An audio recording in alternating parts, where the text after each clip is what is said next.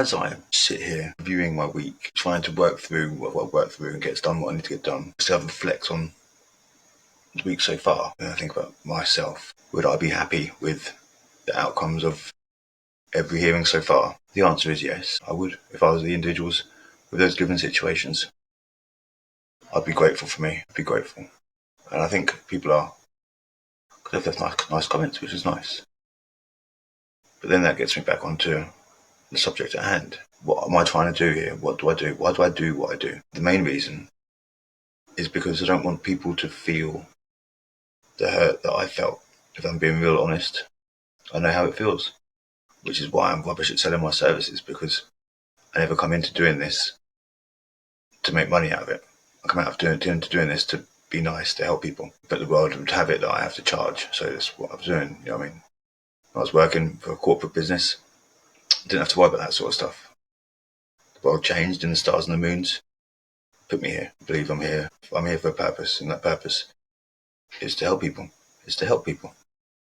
And help people through family court and beyond, and rebuild their lives, even at the detriment of mine, which sometimes feels the case because I put so much effort into making sure everyone else is okay, and don't always focus on myself, which is fine. That's what these times of reflection are for. Always when I talk about this stuff, it's always quite, well, something deeply personal. It's normally personal. So I've always talked about personal stuff. But this is not just a concept or a legal term, but a lived experience. It's called parental alienation. And if you don't know what that means, I hope by the end of this talk, you'll not just understand it, but you'll feel the weight of it. Feel the raw, aching reality of what it is to parents, children, and families. Parental alienation isn't just a theory, it's a tragedy. It's a silent war waged in the minds and the hearts of the children, often leaving one parent feeling like a stranger in their own child's life. And I know this because I've lived it. I've felt it, and sadly so has my daughter Lyla.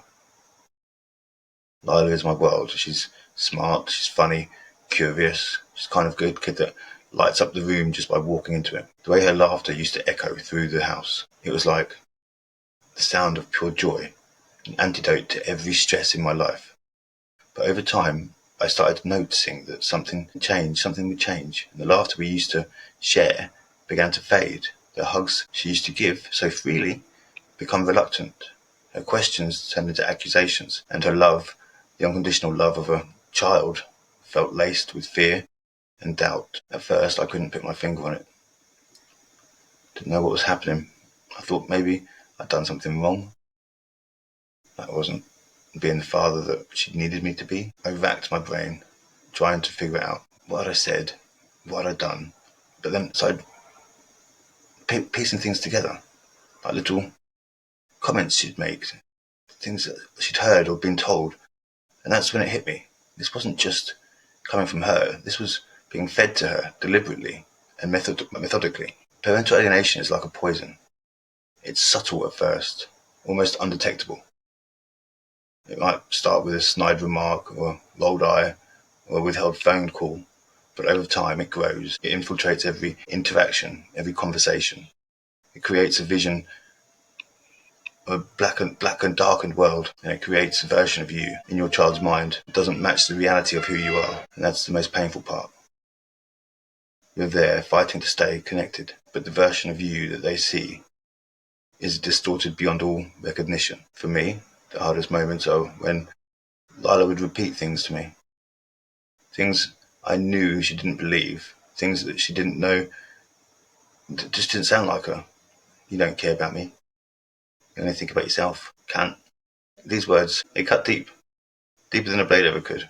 But that's because they weren't her words. They were planted there, like a seed of doubt meant to grow the wall between us. I remember one time she looked at me in the eyes, those same eyes that used to light up the world with excitement, and she'd say to me, she said, "Why do you even bother?" In that moment, my heart shattered, because no child should ever feel the need to ask that question, and no parent should ever have to hear it. As a father, your instinct is to protect your child, but how do you protect them when the harm is coming from the other side of the battlefield, from someone who supposed to be on your team? How do you shield them from something that you can't see? Something you can't touch? It's impossible. You don't want to fight fire with fire to tear down the other parent in front of your child because, well, it's not love, is it? That's not who you are. But staying silent feels like surrender. So what do?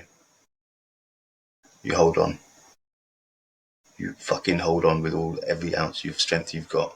You hold on some more, and you hold on a little bit longer with every strength you have, even when you feel like you've got nothing left. You just hold on. You fight for your child. Even when they're pushing you away, you show up again and again, again and again. You keep showing up. You show up. Do you know why it's important? Because it's consistency. And that is the antidote to alienation. You don't give up, no matter what. No matter how many times you met with a cold shoulder or an empty stare, you remind them in every way that you can that you're still there, that you're not going anywhere. And you let them know. You tell them. You tell them it's exhausting, and you tell them every single time. And it is exhausting. It's soul crushing. There were days when I'd drop Lyla off, be walking back to the train station, tears dropping down my face, wondering if I was making any difference whatsoever, wondering if she'd even ever know me for who I truly am, not the caricature that someone else had painted in her imagination. Sitting in the train in tears streaming down my face, feeling like I was failing her. But then I'd think about her smile, the real smile, the one she used to give when she was her authentic self, and she felt safe to be that way. And that's what kept me going. And that's what keeps me going. I wish I could say it's going to get easy and there's an easy solution to this parental alienation. There's a magic formula, a legal loophole that fixes everything. But the truth is, it's messy, it's painful, it's years of court battles, therapy sessions and sleepless nights. It's questioning yourself over and over again and again. Even when you know you're doing everything you can. But what I've learned is this. Love is louder than alienation. And it's not always immediate, and it's not always easy to see. But it's there. It's there in the way you show up, in the way that you listen, in the way that you refuse to let the lies define your relationship. Lyla and I are still on this journey. It's not perfect, and it probably never will be. But there are moments, small, fleeting moments, where I see the real her shining through. Moments where she forgets the script and just lets herself be my daughter. Moments where she looks at me and I can see, even just for a second, that she knows that I'm her dad. And those moments are worth every sleepless night, every tear she shed, every fight fought. If you're going through this, and if you're feeling the weight of alienation, I want you to know that you're not alone. Your pain is valid and your fight is worth it. Because at the end of the day, this isn't about us as parents. It's about our kids. It's about giving them the chance to grow up with love and the stability they deserve, even if it's harder than it should be. So to Lyla and to every other child caught in the crossfire of parental alienation or implacable hostility, I love you and I always will love you, and no matter what, I'll always be here, waiting and hoping and fighting for the day when the wall will come crashing down and you can be authentically you. Till then, stay strong.